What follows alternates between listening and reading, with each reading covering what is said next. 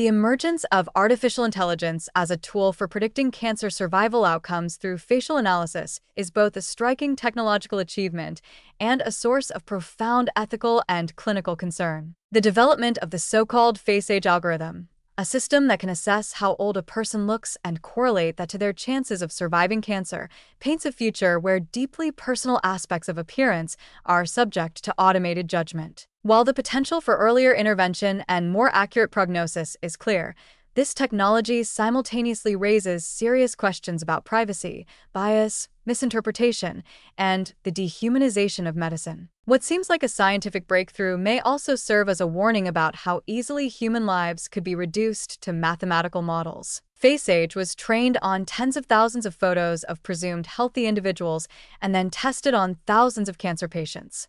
It showed a consistent pattern. Those who appeared older than their actual age tended to have worse survival rates, even after accounting for gender, cancer type, and real age. That finding, while statistically interesting, should not be mistaken for a holistic understanding of health or patient outcomes.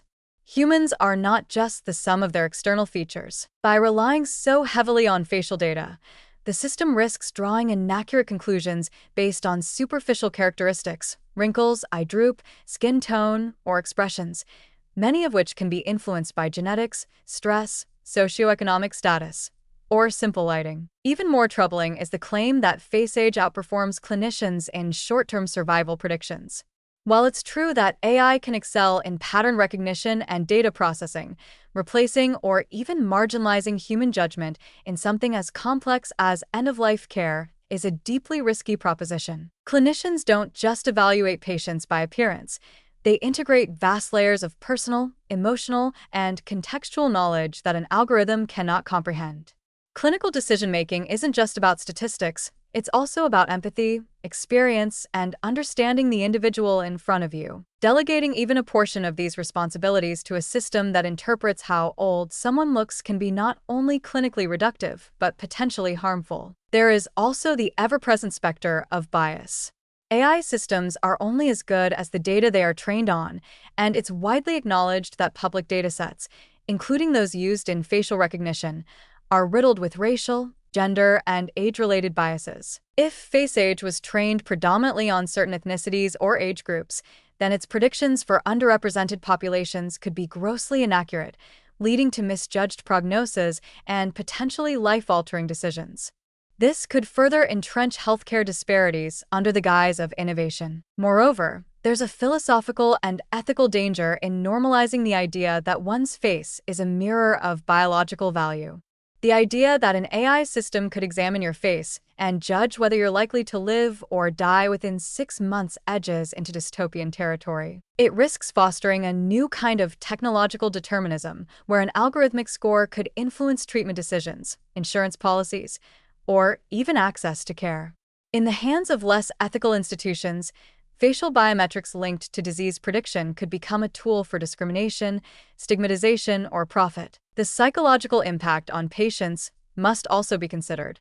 Imagine sitting in a clinic, already struggling with a cancer diagnosis, and being told that an AI has scanned your face and assessed your likelihood of survival. The very notion is chilling. It strips away the human elements of hope, resilience, and individual variance. It imposes a digital fate onto people whose lives are anything but binary. How would such a system affect the mental health of patients, especially if its predictions carry an unwarranted weight in their care planning? Then there's the slippery slope. Today it's used in oncology, but tomorrow it could be applied to everything from job applications to Social Security, lending, or immigration decisions. The expansion of facial biometrics into areas that shape life opportunities should be a red flag. Medical data, especially visual biometrics, must be treated with the utmost caution, not just for accuracy, but to protect against misuse in surveillance or profit-driven sectors. Even among researchers, there is concern about transparency. One AI specialist noted that the system's predictions depend on which parts of the face the algorithm weighs most heavily, a detail the study has not fully disclosed. Without transparency about the workings of FaceAge, it's difficult to know whether the system is making decisions based on legitimate markers or simply correlating arbitrary features. That opacity creates a dangerous feedback loop in which people trust the system because of its complexity, without understanding its limitations or errors. While the face age system represents a remarkable advancement in the use of artificial intelligence in medicine, it must be approached with deep skepticism and careful regulation. The line between medical innovation and dystopian surveillance is alarmingly thin, and when it comes to predicting human life or death, that line must never be crossed blindly. The promise of AI should never be allowed to overshadow the responsibility to treat patients as more than data points. Without careful oversight, this technology could become yet another tool that alienates patients, erodes trust in medicine, and prioritizes efficiency over humanity.